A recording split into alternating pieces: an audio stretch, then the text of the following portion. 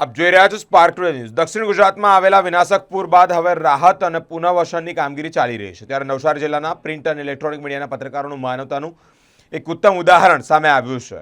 માત્ર સમાચાર કવર કરવા સુધી સીમિત ન રહીને પત્રકારો પોતાની સામાજિક જવાબદારી સમજી ગણદેવી તાલુકાના વાઘરી ગામના આર્થિક રીતે અને પછાત તેમજ પૂરપીડિત પરિવારોને જરૂરી રાહત સામગ્રીનું વિતરણ કર્યું છે।